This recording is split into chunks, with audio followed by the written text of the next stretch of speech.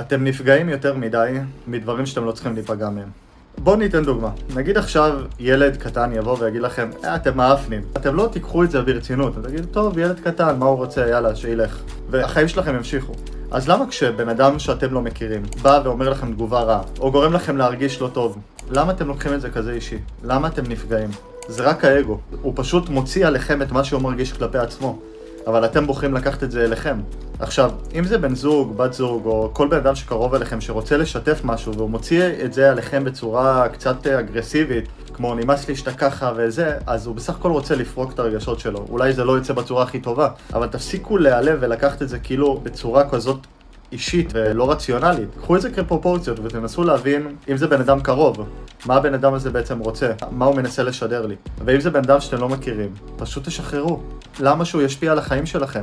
אתם לא מכירים אותו, הוא לא צריך לעניין אתכם.